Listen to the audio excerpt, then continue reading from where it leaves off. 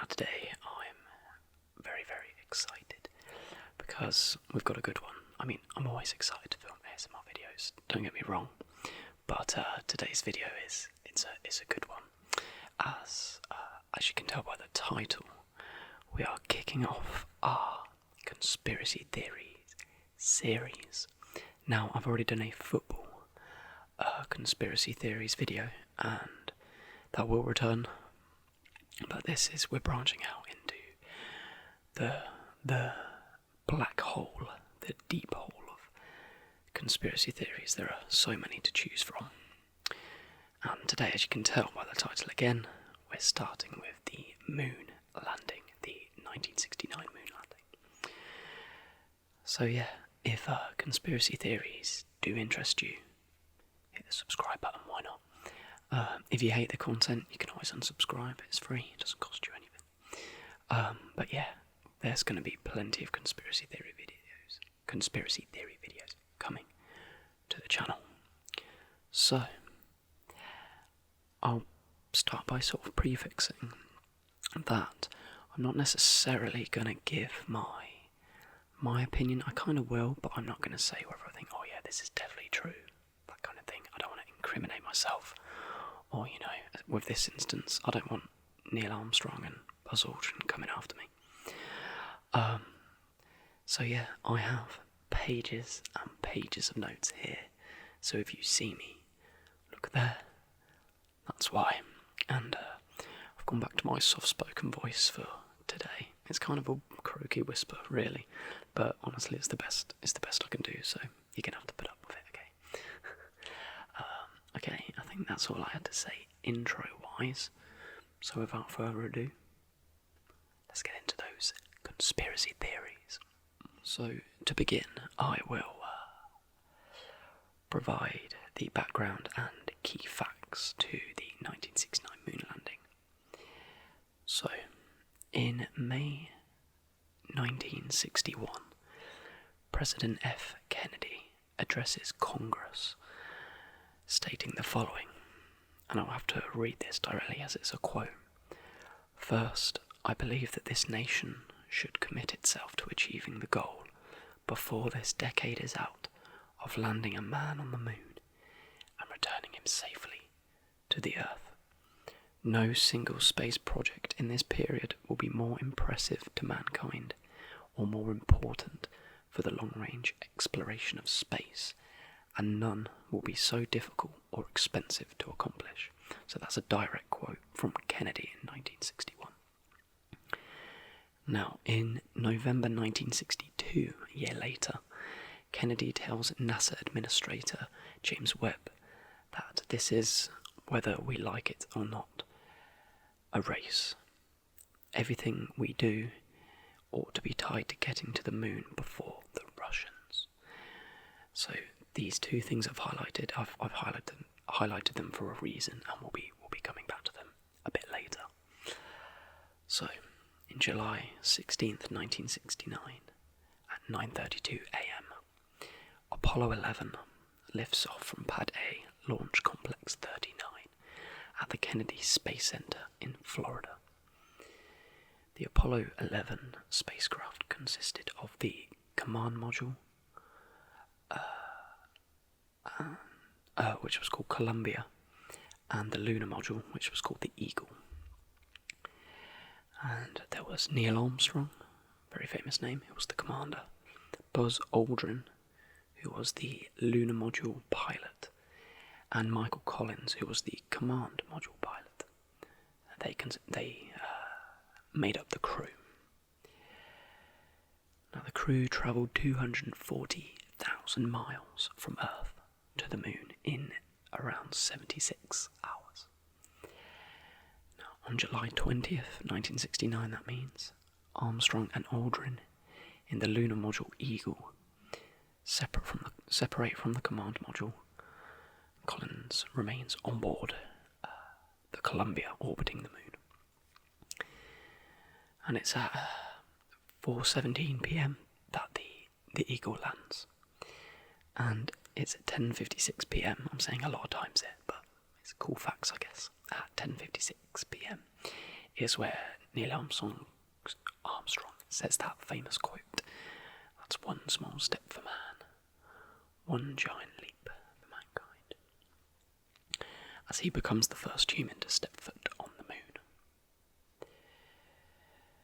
And yeah, they read from a plaque signed by 3 crew members and the president about mankind coming in peace. So yeah, July 20th, 1969, Apollo 11 becomes the first manned spacecraft to land on the moon. I'm conscious I'm not looking at the camera too much, but I hope you understand, because my notes are there. I didn't memorise them. This isn't a script. So, that's the key facts for the Apollo 11 trip. Now, let's move on to the conspiracy theories. So what I will say about the conspiracy theories is that many of them have in fact been debunked. They've been proven wrong, but I'm not gonna include the debunkings, and that's not me being biased in any way. But I kind of want you to decide for yourselves, and if you want to do your own research and see which of the theories were proven wrong, then that's completely up to you. So I'll leave that down to you, the audience. So, conspiracy theories basically contend that the moon landing never happened. Well, it happened, but they didn't actually go to the moon. They staged the whole thing. So, these conspiracy theories really originated from the publishing of the book We Never Went to the Moon, America's $30 billion swindle. And this was written by Bill Casing in 1976. And he was a former US Navy officer. Now, Casing was the senior technical director, I believe, or technical writer for Rocketdyne, and they were the ones who built the F1 engines that were used on various rocket ships for space travel. And the book basically claims that it was calculated that the success rate for like a successful trip to the moon was 0.0017%, and that despite close monitoring by the USSR, it would have been easier for NASA to fake the moon landings than to rather than to actually go there. Now, a few years later, in 1980, the Flat Earth Society, that's a whole different conspiracy theory, which we will most definitely cover, so if that's interesting, subscribe. I need to stop plugging that, don't I? Let's keep on topic. So in 1980, the Flat Earth Society popularised the conspiracy that director Stanley Kubrick, big Hollywood film director, was behind the staged film, and that the whole thing was actually funded by Disney. So I'm going to break down the overarching conspiracy theory, because that it didn't happen, because there's so many elements to it. And at the end, I'm going to sort of provide, well, it's not really my own evidence, but it's the evidence I find most compelling, really.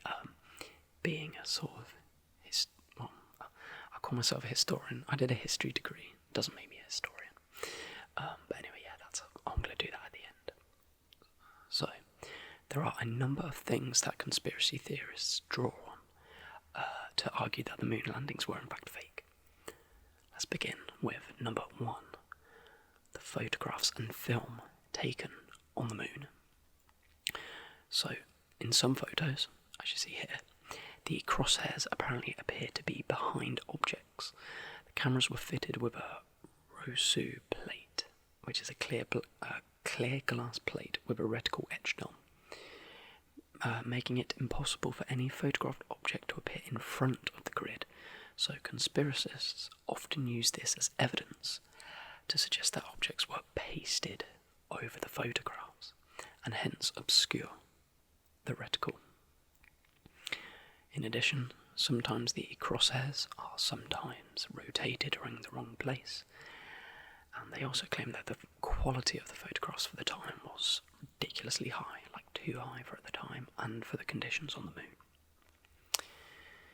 They also claim that there are no stars in the photos, which there aren't, to be fair. And the Apollo 11 astronauts did state in a post-mission press conference that they did not recall seeing any stars. They claim that the angle and the colouring of shadows are inconsistent. This suggests that artificial lights were used, so tying into this fact that it was actually on a movie set rather than on the actual moon. And according to them, there are identical backgrounds in photos which, according to their captions, were taken miles apart. And so this suggests that a painted background and set was used. So they're kind of the key points to do with the photographs and film taken on the moon. So now, element number 2, and there are so many elements, I've just picked like the main one. So element number 2, the Van Allen, I'll say Van Allen, that might be really British, radiation belt. So, conspiracists claim, and this is all alleged by the way, please, nobody come for me, please. So, conspiracists claim that the astronauts could not have survived the trip because of exposure to radiation from the Van Allen radiation belt and galactic ambient radiation. Some conspiracists have suggested that Starfish Prime, which was a nuclear test in 1962, if I recall, I haven't got the written down, but I think it was 1962, formed another intense layer on the Van Allen radiation belt. So, to tell you what this is, a Van Allen radiation belt is a zone of energetic charged particles, most of which originate from solar wind, that are captured by and held around a planet by that planet's magnetic field. Earth has 2 such belts, and sometimes others may be temporarily created. The belts are named after James Van Allen, who is credited with their discovery. Okay. So the Van Allen radiation belts are part of Earth's dynamic magnetic environment, known as the magnetosphere. Lovely, that sounds like a transformer.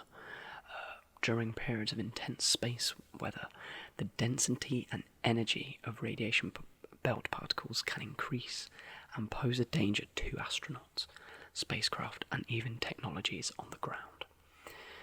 Beyond low Earth orbit, space radiation may place astronauts at significant risk for radiation sickness and increased lifetime risk for cancer, central nervous system effects, and degenerative diseases.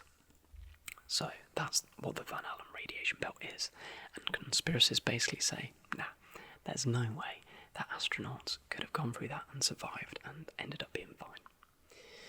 But I don't know. On to the next element, and that is the flag, the US flag. Now, I said I wasn't going to debunk any of the conspiracy theories, but I'm just going to debunk this one as like an example of how it's been sort of proven wrong. So, conspiracists claim that the flag placed on the surface by the astronauts fluttered, despite there being no wind or atmosphere on the moon.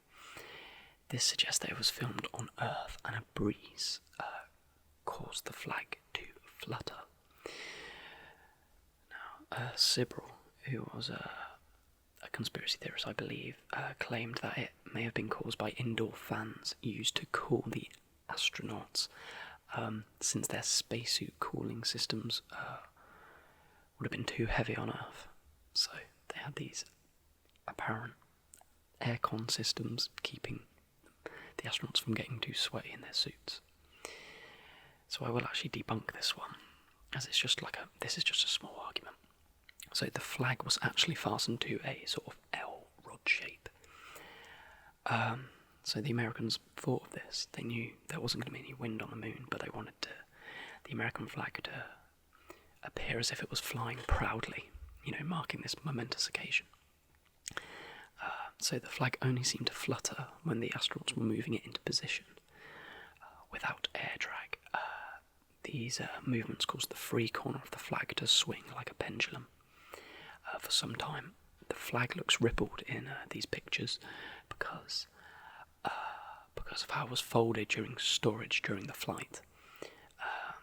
So these ripples could be mistaken for movement in a photo. Videos do show that when the astronauts let go of the flagpole, it vibrates briefly but then remains still. So that element has been debunked. Another argument is the prints on the moon. Apparently, footprints in moon dust are unexpectedly well preserved despite the lack of moisture. I wouldn't know much about planet moisture, so I'll take the conspiracist's word for it. And also, the lunar modules weighed 17 tons and made no mark on the moon dust, yet footprints can be seen beside them. So it's a bit strange. Now, this is a good one. This is a big one. So the title here is Missing Data. So allegedly, blueprints and design and development drawings of the machines involved in the Apollo 11 missions are missing. Apollo 11 data tapes containing telemetry and the high quality video which they captured before scan conversion from slow scan TV to standard TV. These high quality images of the first moonwalk are missing. So Dr. David R. Williams, who was a NASA archivist at Goddard Space Flight Center and Apollo 11 flight director, what's his name? Eugene Franz, both acknowledged that the original Apollo 11 telemetry, I'm probably saying that wrong, but telemetry data tapes are missing. They acknowledged it. The Apollo 11 telemetry tapes were different from the I'm just going to say the teletapes of the other moon landings because they contained the raw television broadcast. So for technical reasons, the Apollo 11 spacecraft carried out slow scan television, but basically in order to broadcast these pictures to a wide audience on people's TVs at home, they had to be a scan conversion. So these were the images we can see now, and it's resulted in them being less quality. So yeah, as I've written down here, the original SS TV transmission had better detail and contrast than the scan-converted images, and it is this original tape that's missing. In November 2006, so skipping forward a fair few years, Cosmos Online reported that about 100 data tapes recorded in Australia during the Apollo 11 mission had been found in a small marine science laboratory in the main physics building in Perth, Australia. One of the old tapes has been sent to NASA for analysis, but unfortunately these slow scan TV images, well, I guess it's fortunately for conspiracy theorists, these slow scan television images were not on the tape. Now, in July 2009, skipping forward a few years again, NASA indicated that it must have erased the original Apollo 11 moon footage years ago so that they could reuse the tape. In December 2009, NASA issued a final report on the Apollo 11 TV tapes, and he was basically put in charge of the restoration project, and after a 3-year search, the inescapable conclusion was that about 45 tapes of Apollo 11 videos were erased and reused. I know I said I wasn't going to comment too much, but that is sus. That is sus, isn't it? Who records over the high quality footage of mankind's first trip to the moon, alleged first trip to the moon, whatever? Like, this isn't like your daughter's 4th birthday tape, or it's not like your wedding and you've accidentally taped over it to record, I don't know, your 40th birthday party. Like, it's the US's first trip to the moon, mankind's first trip to the moon. NASA don't make a mistake like that. Not with the amount of money that went into the project. That is very, very suspicious to me. Okay, so the next section is titled NASA Technology Compared to the USSR. That's Russia. So, conspiracy theorist Bart Sibrel cites the relative level of the United States and USSR space technology as evidence that the moon landings could not have happened. For much of the early stages of the space race, the USSR was in fact ahead of the United States. Yet, in the end, the USSR was never able to fly to the moon, let alone land a rocket on the surface.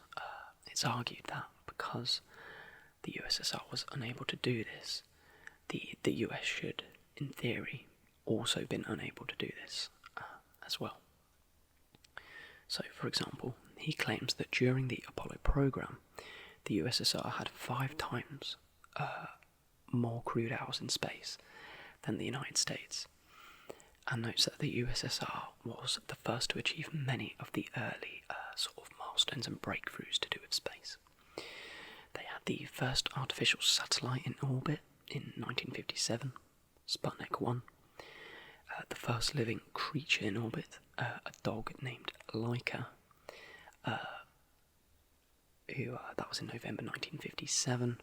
In Sputnik 2, they had the first man in space, Yuri Gagarin, in April 1961, and also the first woman in space, Valentina Tereshkova, in 1963, and also the first spacewalk in 1965. So, on paper, you'd think that the USSR looked the most promising, yet somehow, 4 years after the first spacewalk, the US overtakes Russia and gets to the moon. Now, this sort of battle between the USA and Russia brings me on to my final point, and this for me is what I find most compelling. So, this point of Russia's supposed more advanced technology convinces me that, the US had lots to lose, so they needed to fake them, and I'll explain why. So, I mentioned the term space race. Now, you're probably familiar with it, but if you're not, basically the space race was part of this overarching Cold War between Russia and the USA.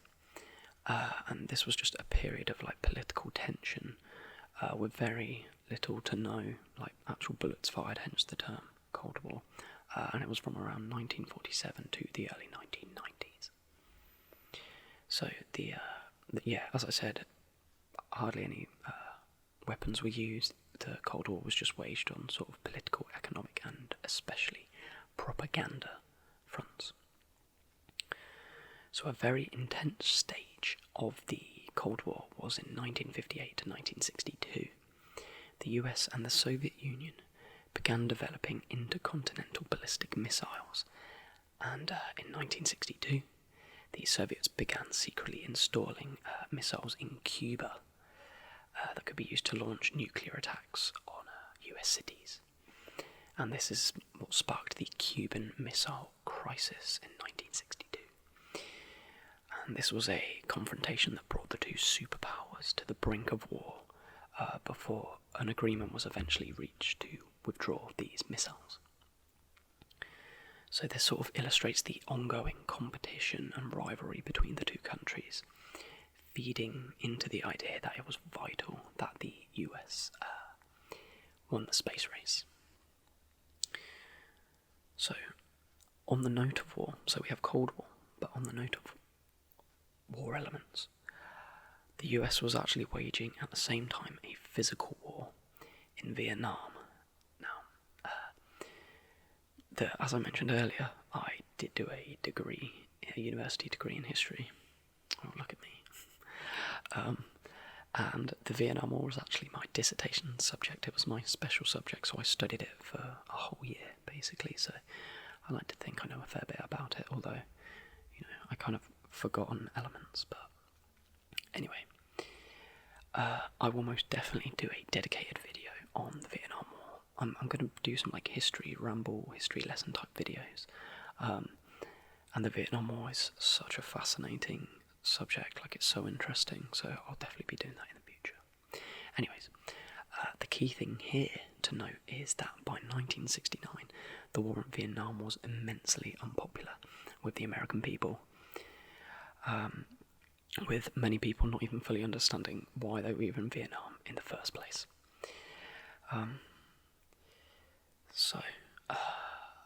And that was in 1969, and the final troops would finally leave Vietnam in 1975, 6 years later.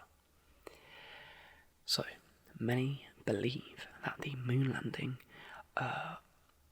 essentially served as a distraction from the unpopular war, to serve as an event to unite the US people and to sort of increase a sense of patriotism. So to finish, I'll refer back to Kennedy's promise in 1961 that the US would go to the moon by the end of the decade. So we have a Cold War rivalry with Russia, we have an unpopular physical war in Vietnam, and we have a promise by the US president at the beginning of the year. If anything is going to convince me that the conspiracy theorists have a point, it's this. It all seems so coincidental that in the final year of the decade, when they were apparently lagging behind Russia, and when, they were sort of unpopular, they managed to send people to the moon. And then, coincidentally, they lost the high quality footage. I don't know.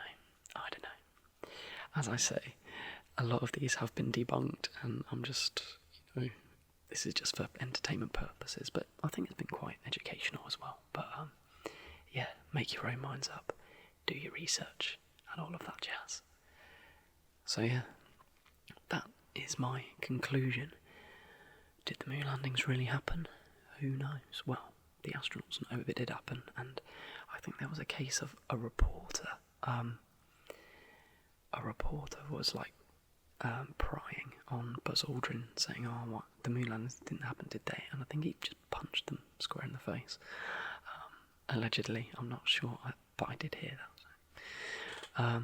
But anyway, sorry if you can hear my squeaky chair, it's a nightmare. So yeah, I hope you did find that interesting and relaxing, but entertaining as well. Leave a like if you did enjoy.